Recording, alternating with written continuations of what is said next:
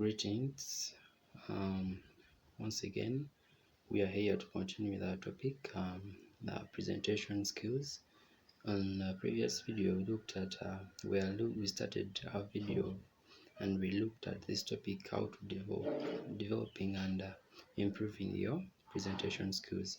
So we are still continuing with that, and in this video, we are going to look at the second checklist. Like we said, I'm going to look at number of checklists under each of under the aspects that we're going to look at, the 5 aspects we're going to look at.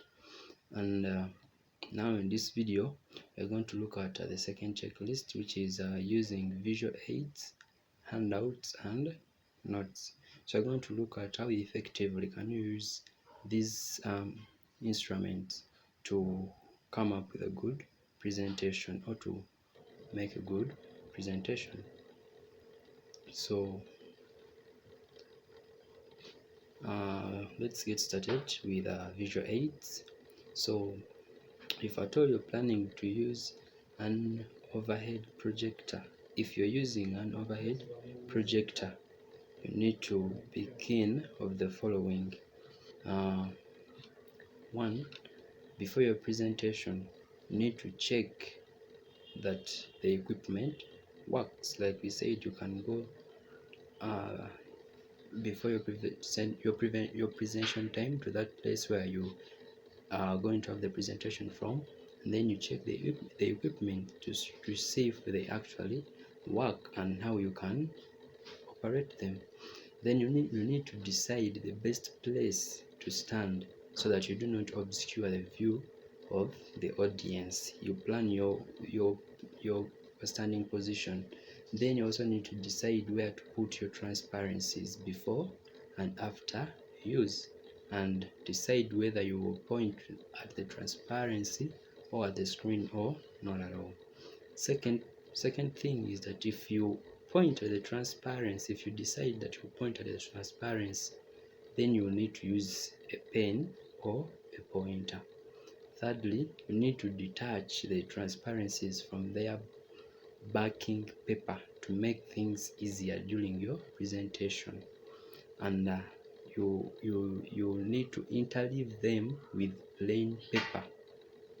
Like this is just to do with your transparencies. You need to detach them from their backing papers and to make things such that you make things easier during your presentation, and interleave them with plain papers.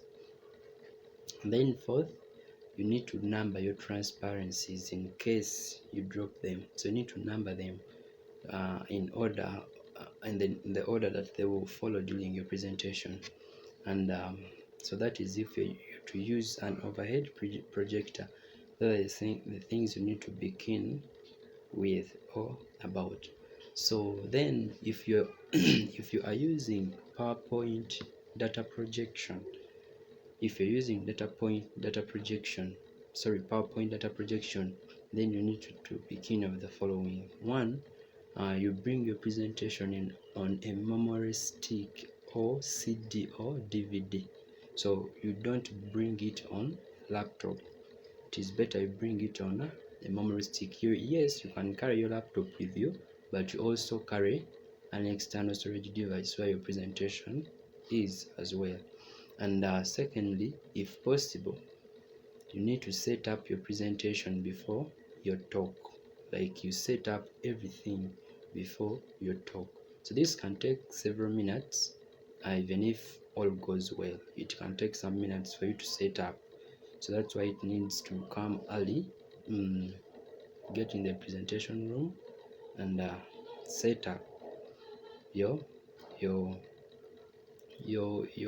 things.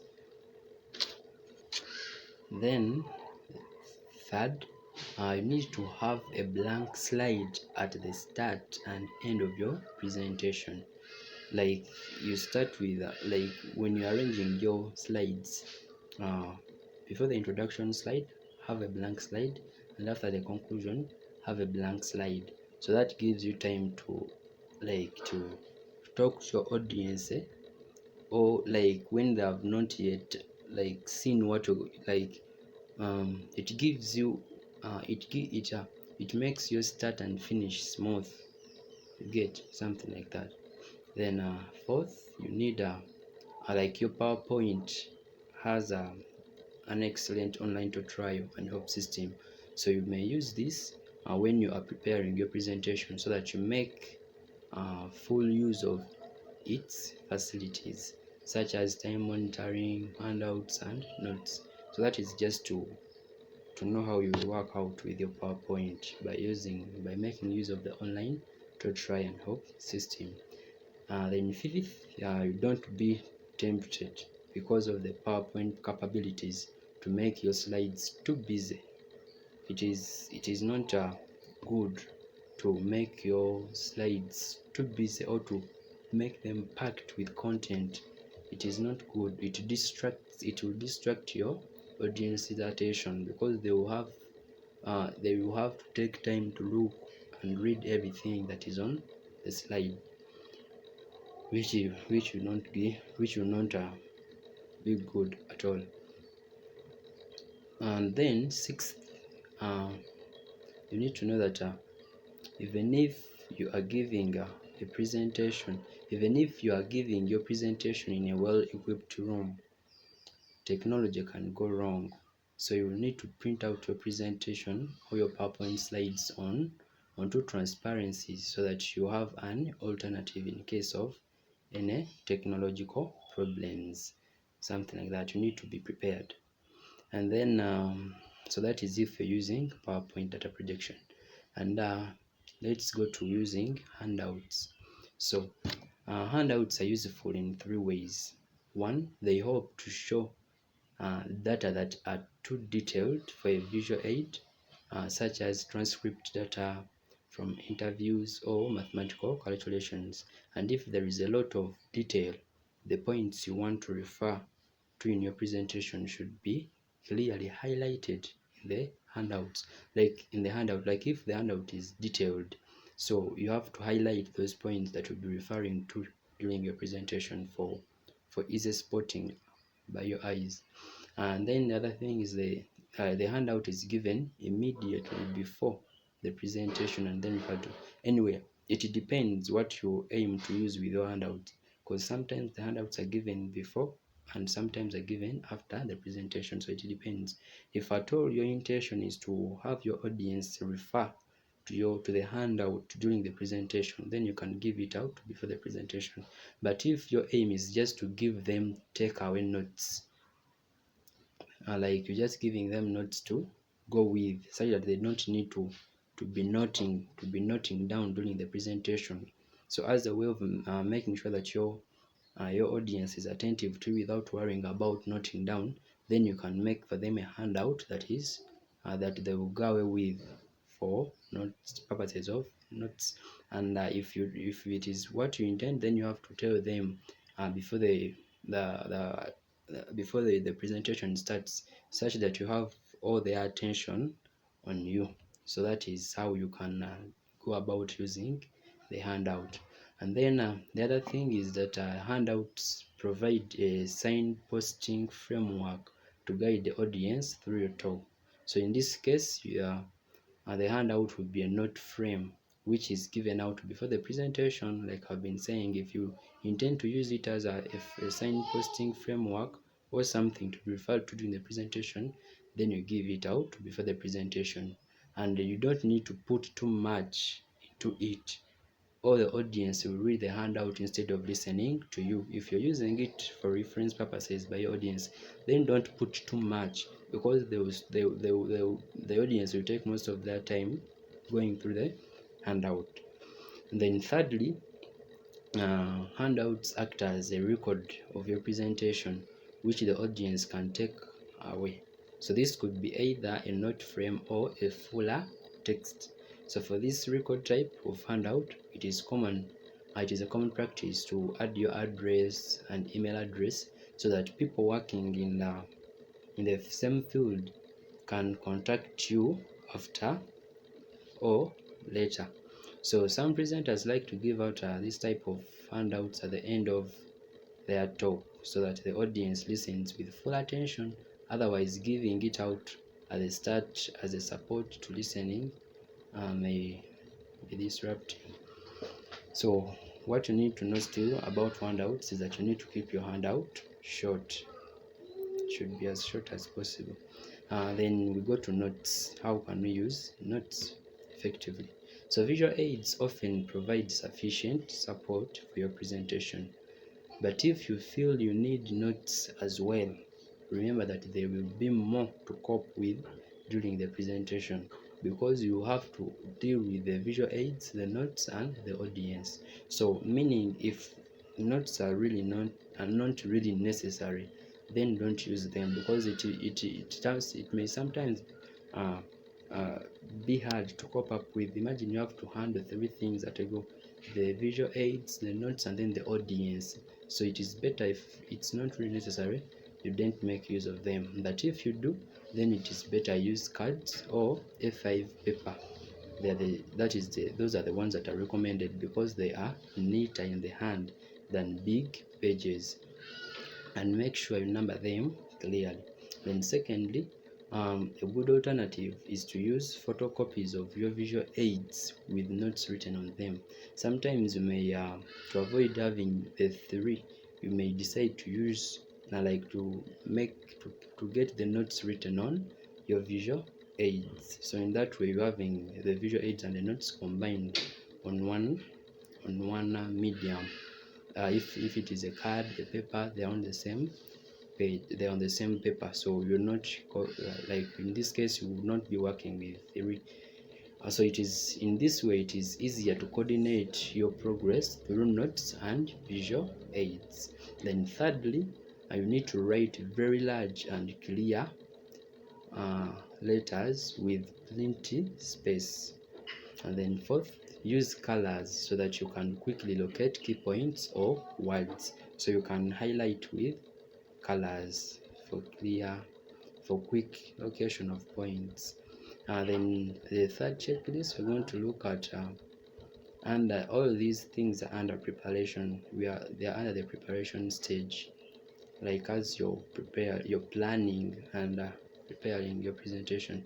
So the other checklist is signposts and language signals.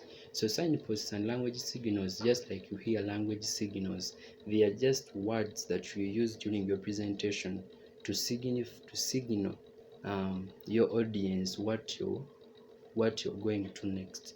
Like for example, we have introduction language signals, or introducing the talk. We have ordering points. We have a transition language signals. So now we are just going to look at a number of words, just to give you an idea.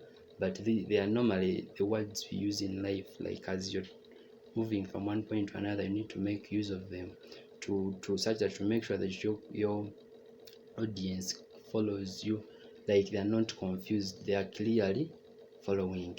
So when you look at the first, that is the introducing the talk, language signals that introduce the talk. We have things like I would like to talk about, or I'm going to discuss, or I want to tell you about.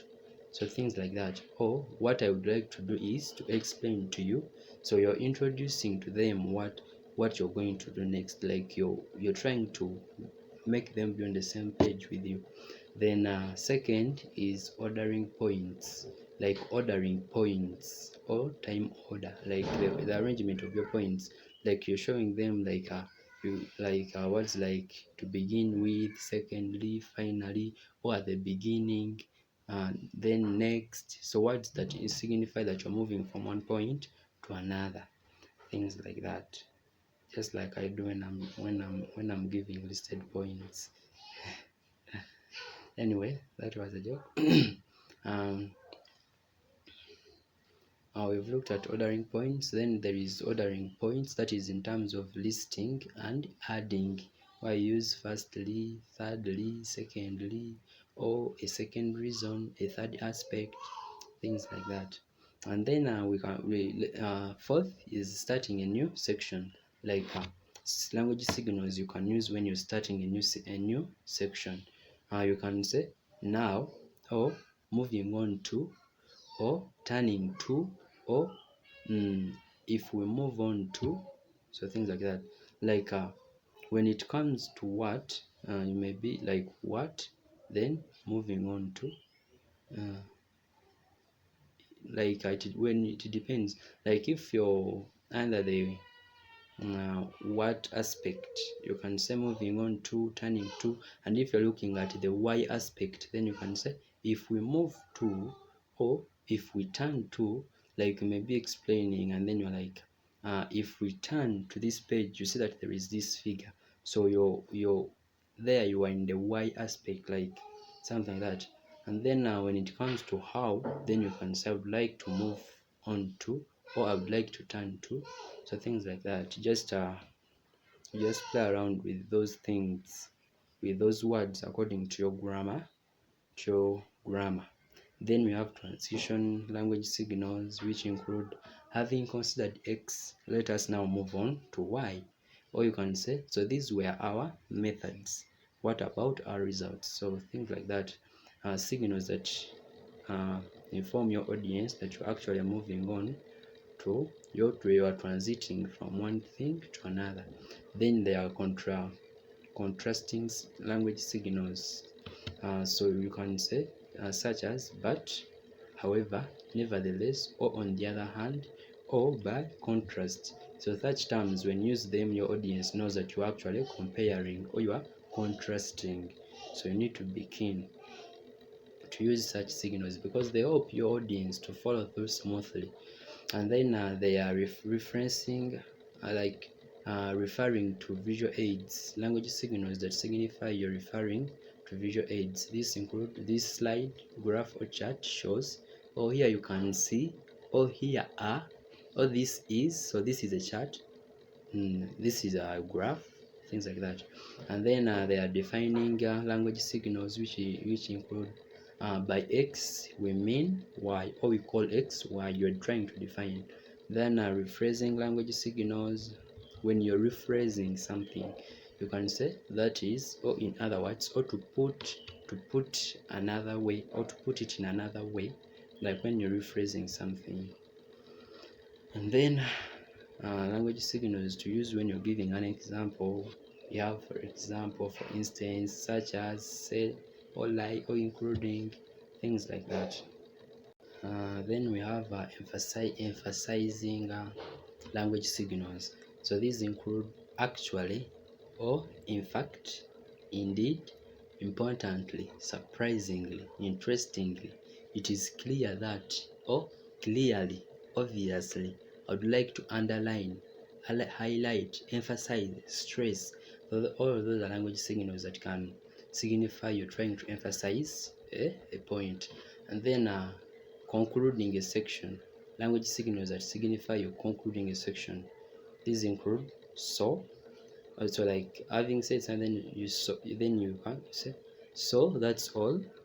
You get, like, you imply that you're concluding that section. So that's all to do with that, something like that. Then signals are language signals that show that you're concluding the talk. You can say so, or finally, or to summarize, or summing up, or to conclude, or in conclusion, things like that. So that's all to do with that we are supposed to look at in this video. Next video we shall be looking at the fourth checklist, where we shall look at the non-verbal communication that you have to be mindful of during your presentation. Otherwise, thank you for watching. You can like if it has been helpful, subscribe to support our page, and share with friends. Thank you for watching. Be blessed.